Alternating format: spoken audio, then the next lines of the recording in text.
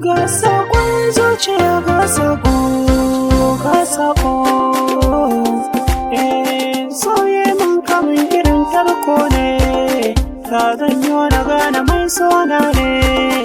Ga zuciya tana ta faman aike, na gaza gane yadda zan fita sarke.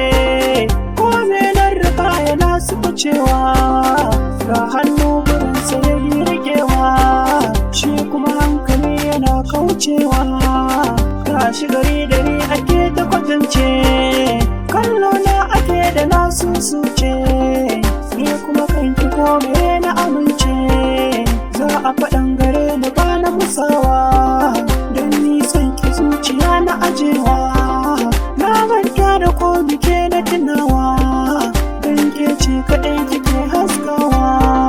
Ke kika zama ƙwaya na idanuna, kunne yayi da muke ka jin magana. Zance in ba na ki ba ba amin, gashi garin gari idanu duk sun hana.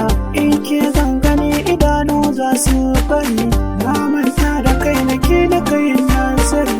Dangi suna ta shawarar za su sami mari, su a ganin idan su aina taɓu ne kawai. Babu abin da zan yi nuna kai na kalau, komai in yayo cikin hauka ne kawai. Laure sai kishi kaɗai zai zama gani, zafin sanki ne ya sani nake gungune. Ko a taɓo ki a garin kai duka nake, ni kaina na fara gane hauka nake. Ɗan kwarwanki a kai nan kuma kyauta nake, ko a faɗin ganin ki har ma ɗauki nake.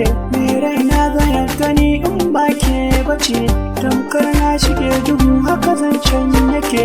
Don haka ne gani ki guna hasken yake, wanda ya san ki gunshi ni ko shela nake. Na duba kudu arewa ina ne kike, bayan mai gamo da ke me zaki da ni.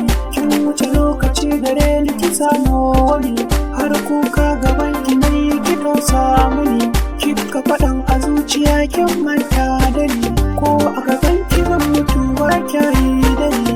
Na hakura ni magaran gefe na aje ki, na manta da shafukan layin lamburanki. Ni ma yanzu ne faɗin na wuce ajinki, na gaci ma da ke kin ga tafiyata.